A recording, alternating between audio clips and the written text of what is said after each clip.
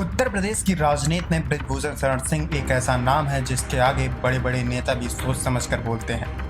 दबदबा, ताकत और तेवर उनकी पहचान रहे हैं। लेकिन जब यही बाहुबली नेता किसी के सामने सिर झुका दे और उसे पिता कहे तो सवाल अपने आप खड़ा हो जाता है कि आखिर कौन है रितेश्वर महाराज, जिन्होंने बृजभूषण सिंह जैसे व्यक्ति को भी प्रभावित कर दिया। आइए आपको बताते हैं। गोरखपुर में जन्मे रितेश्वर महाराज बचपन से ही साधारण नहीं थे।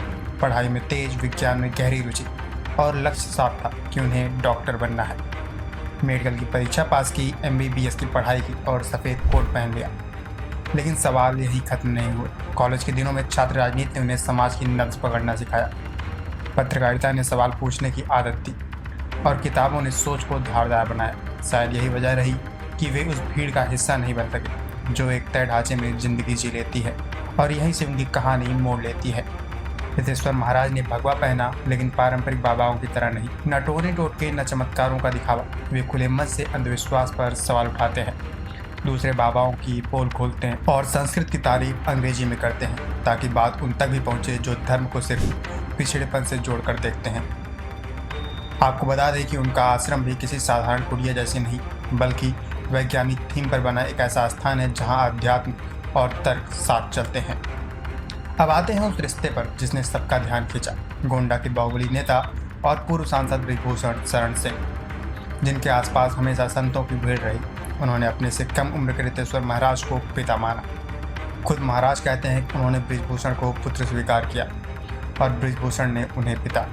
यह रिश्ता उम्र का नहीं, सोच का है। सत्ता, दबदबा और प्रभाव को लेकर दोनों की भाषा एक जैसी दिखती है।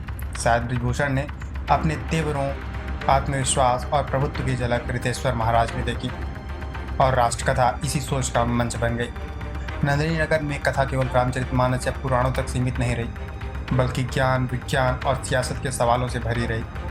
मंच से जब महाराज कहते हैं कि यहाँ बृजभूषण का दबदबा है और रहेगा, तो ऐसी प्रशंसा नहीं, बल्कि दो समान विचारधाराओं का सार्वजनिक ऐलान लगता है। यही वजह है कि बृजभूषण शरण सिंह ने अपने पूरे परिवार को आशीर्वाद दिलवाया और छात्रों को यह कथा समर्पित की। हालांकि इसमें दिलचस्प यह भी है कि जिस बृजभूषण ने कभी माला जप को हंसी में नाटक कहा था, आज वही माला जपते हैं और हाथ में धर्मदंड लेकर चलते हैं। यह बदलाव किसी चमत्कार से नहीं, बल्कि प्रभाव से आया है।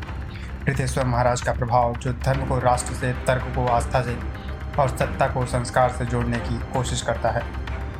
यही वजह है कि रितेश्वर महाराज की कहानी सिर्फ एक बाबा बनने की कहानी नहीं है, बल्कि उस दौर की कहानी है जहां ज्ञान, ताकत और प्रभाव एक नए रूप में मिलते जुलते दिखाई दे रहे हैं। और शायद इसी नए रूप ने बाहुबली बृजभूषण को भी अपनी ओर खींच लिया। आपको रितेश्वर महाराज की ये कहानी कैसी लगी, हमें कमेंट करके जरूर बताइएगा। और ऐसी तमाम छोटी बड़ी खबरों के लिए देखते रहिए UP न्यूज़।